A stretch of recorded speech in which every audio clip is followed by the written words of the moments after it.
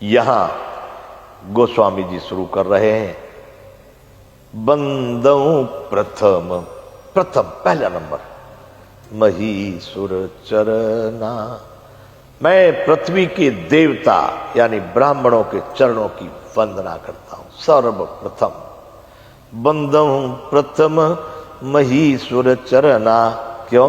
मोह जनित संशय सब हरना, अज्ञान रूप से, अज्ञान से उत्पन्न होने वाले सभी संशय को हरण करने वाले वह ब्राह्मणों के चरण हैं।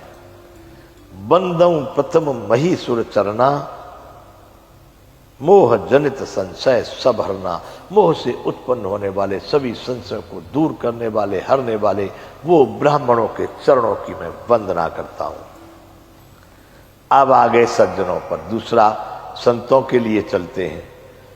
सुजन समाज सकल गुण खानी, करूं प्रणाम सप्रेम सुपानी। बंधुओं, फिर सुजन, सुजन यहां पर संतों, जहां सुजन शब्द आ रहे, सज्जन शब्द आ रहा, वो संतों के लिए आता है। सुजन समाज सकल गुण खानी, करऊं प्रणाम सप्रेम सुबानी। भारत में बंधु अभी भी संत और ब्राह्मणों की सेवा करने वाले, पूजा करने वाले, श्रद्धा और भक्ति से विश्वास करने वाले अभी भी बहुत सारे परिवार हैं। अब सब गुणों की खान संत समाज को प्रेम सहित सुंदर वाणी से प्रणाम करता हूं। सुजन समाज सकल गुण खानी, सभी गुणों की खान संतों के समाज को मैं बड़े प्रेम से और सुंदर वाणी से उनको मैं प्रणाम करता हूं। ऐसा गोस्वामी जी ने संतों की वंदना शुरू की। कैसे? कि साधु चरित शुभ चरित कपासु, निरस विशद गुणमय फल जासु। संतों का चरित्र कपास के चरित्र के समान है, जिसका फल निरस विशद और गुणमय होता है। निरस विशद गुणमय फल जासु, जिसका फल, कपास का फल कैसा होता है? उसमें कोई रस होता है क्या? कपास के फल में रुई निकलती है अंदर में। आज अभी तो बहुत सारे लोग ऐसे बंधु, आजकल की जो नए जो पीढ़ियां, जो संतानें आ रही हैं, उनको तो मालूम नहीं।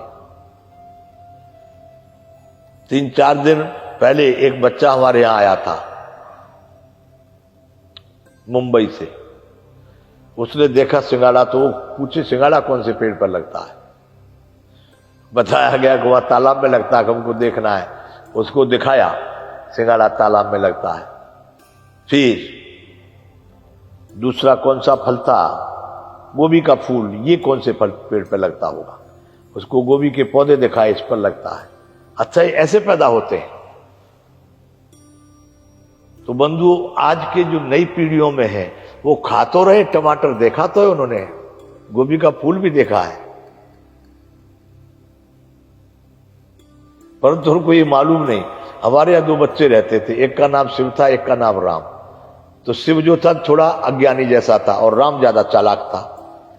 तो कभी बात आ गई ऐसी, बात करने में कि तू कितना जानता है, मैं कितना जानता हूं। एक गांव का रहने वाला था, एक शहर में पैदा हुआ।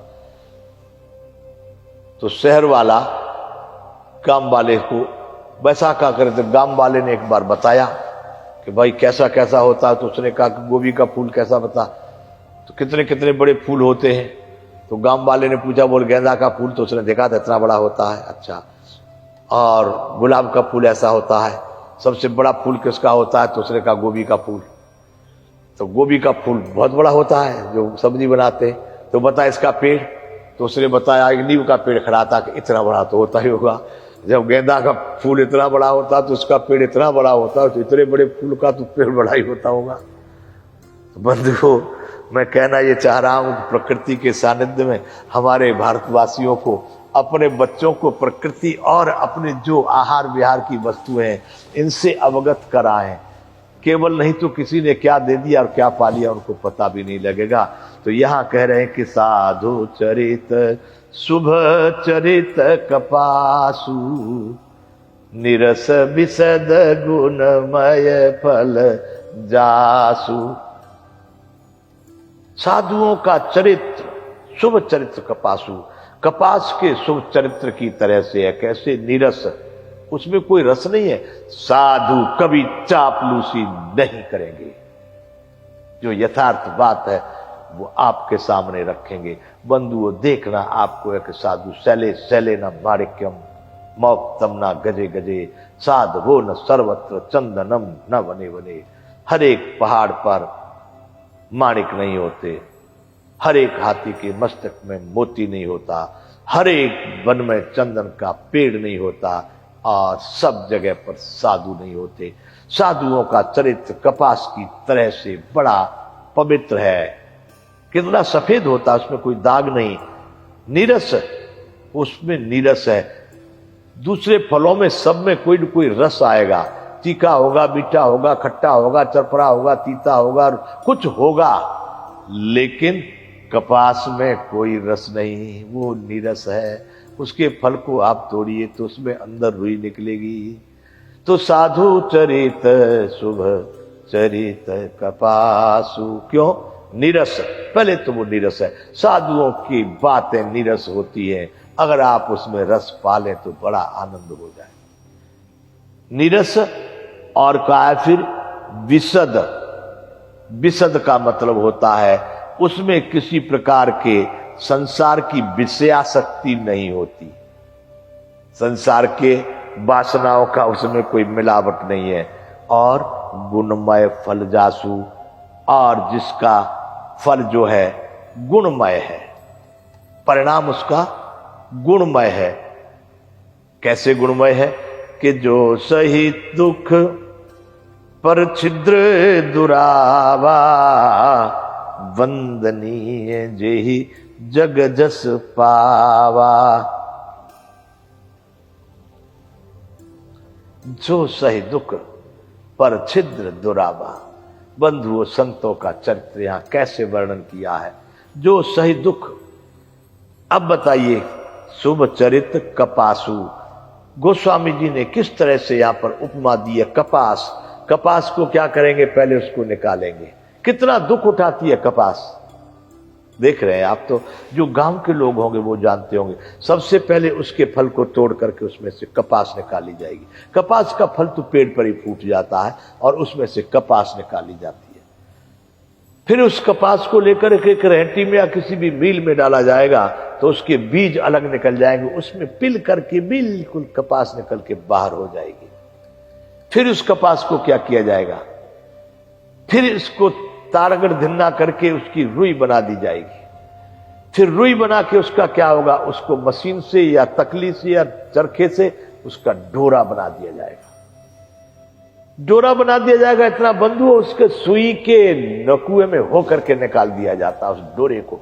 कितने कष्ट उठाए उस कपास ने, और फिर क्या किया कि उसका वस्त्र बना और तुम्हारे फिर भी शरीर के अंगों को वो ढकता है। जो सही दुख पर छिद्र दुरावा, पर छिद्र दूसरों की कमियां, दूसरों की बुराइयों को ढकता है। क्या कहा है कि साधु चरित शुभ चरित कपासु, संतों का चरित्र कपास की तरह से निर्मल पवित्र चर है, जिसमें रस बहुत नहीं है, जिसमें विषय बहुत नहीं है, लेकिन उसका परिणाम बड़ा जीवन के लिए आनंददायक, महत्वपूर्ण, सुखदायक है। जो सही दुख पर छिद्र दुरावा, दूसरों के बुराइयों को, दूसरे के कलंकों को, दुष्टता को दूर करने के लिए, ढकने के लिए अनेकों अनेक प्रकार के दुख सहन कर जाए। इसलिए क्या कहा कि वंदनीय देहि जग जस पावा, इसलिए वह वंदनीय है और उसने संसार में यश की प्राप्ति की है। सारे संसार में उनको यश प्राप्त है, संत का नाम ही बहुत है। तो देखिए बंधुओं किस प्रकार से गोस्वामी जी संतों की वंदना कर रहे हैं।